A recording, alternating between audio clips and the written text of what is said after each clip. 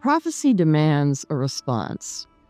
And for Daniel, that response is the grit of confession. Yesterday, we saw the realization that the clock is ticking. Today, we see the man on his knees. Daniel is a high-ranking statesman. He is on his face before the Almighty. He owns every act of rebellion his people committed. He moves from the study of the scroll to the struggle of the soul. This is the great confession, the moment where the shame of a nation meets the absolute righteousness of God. Good day, Grace Keepers. My name is Joe, and this is Daily Dose of God. Welcome. Pull up a chair. It's time to get to work. We're going to read Daniel 9, 4 through 10. I prayed to the Lord my God and confessed, Lord, the great and awesome God, who keeps his covenant of love with those who love him and keep his commandments. We have sinned and done wrong. We have been wicked and have rebelled. We have turned away from your commands and laws. We have not listened to your servants, the prophets, who spoke in your name to our kings, our princes, and our ancestors, and to all the people of the land. Lord, you are righteous, but this day we are covered with shame. The people of Judah and the inhabitants of Jerusalem and all Israel, both near and far, in all the countries where you have scattered us, because of our unfaithfulness to you. We and our kings, our princes, and our ancestors are covered with shame, Lord, because we have sinned against you. The Lord our God is merciful and forgiving. Even though we have rebelled against him, we have not obeyed the Lord our God, or kept the laws he gave us through his servants, the prophets. Daniel starts this prayer by looking at the character of God. He calls him the great and awesome God. He acknowledges that God keeps his covenant of love with the people who follow him. This is the foundation for the entire petition. He's standing on the fact that God is faithful. In verse 5 and 6, the language gets kind of heavy. Daniel says we've sinned. He says we've done wrong. We've been wicked. He uses the word rebelled. This is an admission that the people walked away from the laws of God. A prophet is a messenger. God chose these specific men to deliver his warnings and his instructions directly to the kings, the leaders, and all the people. They were the voice of God in the ears of the nation. Daniel admits that the people shut their ears to these messengers. They refused to listen to the very words meant to guide them. This was a deliberate choice to walk away from the word of the Lord. In verses 7 and 8, Daniel lays out the reality of the situation. Righteousness belongs to the Lord. Public shame belongs to the people of Israel. This shame covers every person, kings, princes, ancestors. It's the result of being unfaithful. Daniel is owning the fact that the ruin they are living in is the direct result of their own actions. In verses 9 and 10, he points to the only way out.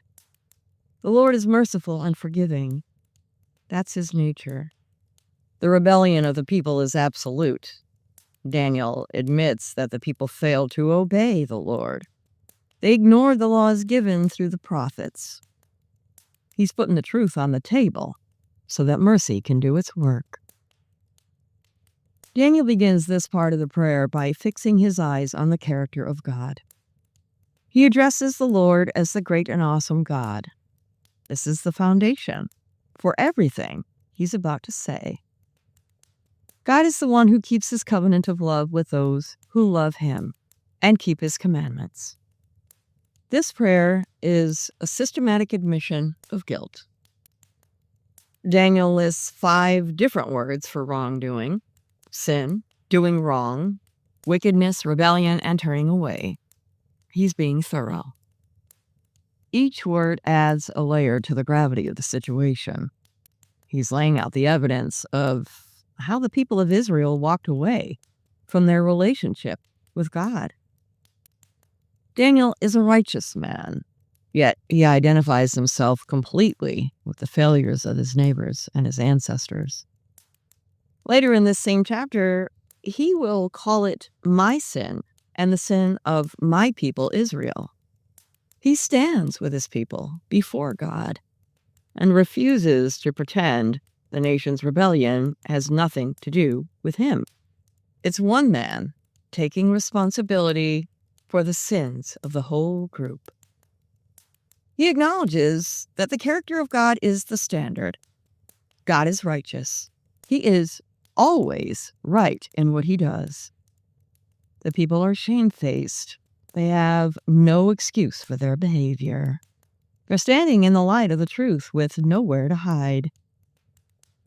The root of this entire crisis is unfaithfulness.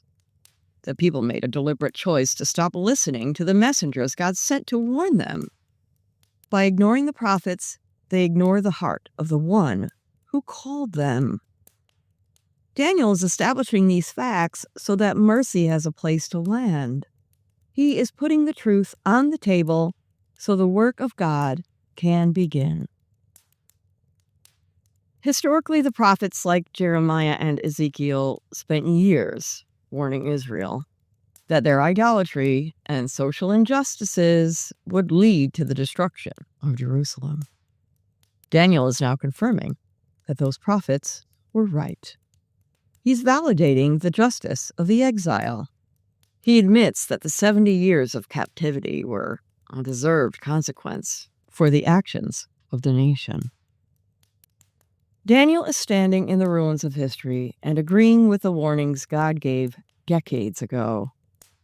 This is a moment of total alignment with the truth. He recognizes that every hardship they faced was a direct result of turning away from the Word. By validating the past, Daniel is preparing the ground for a future built on the mercy of God.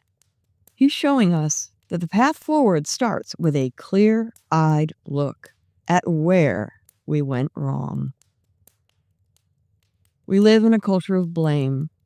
Everyone wants to point a finger at a politician, a system, or a past generation. Daniel shows us a different path. Real change begins when we stop making excuses and start owning the truth. Whether it is in our families or our communities, the first step to restoration is an honest admission of where we went wrong. You cannot fix what you're unwilling to name. Right now, many of us are asking the same questions. We look at the skyrocketing cost of living, the constant rumors of war in the Middle East, and the feeling that our culture is sliding into a dark place. We ask ourselves, why are we the ones suffering for choices made by people in distant seats of power? We ask if the prayers of one person can even make a dent in a system that feels completely rigged against us. Daniel answers those questions by looking in the mirror. He understood that the state of the nation was the direct result of the state of the people's hearts. He stopped focusing on the Babylonian or Persian officials and started focusing on the rebellion of Israel. When we follow his lead, the headlines lose their power to define our hope.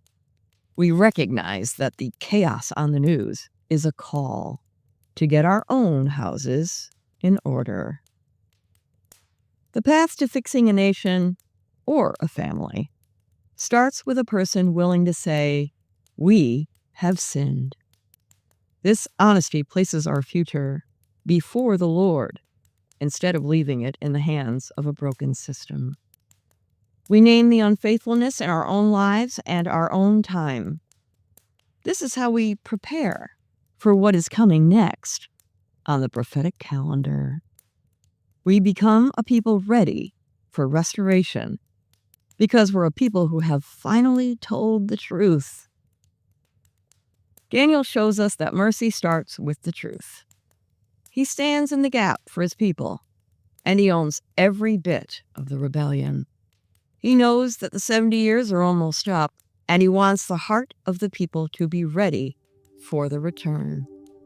He's laying everything on the table before the Lord. Tomorrow we continue with this prayer. Daniel is going to show us the difference between the judgment we earned and the character of the one we serve. Mercy. Thank you all for being here. God bless you and yours. And I can't wait to see you here tomorrow for another study. Have a great day, folks.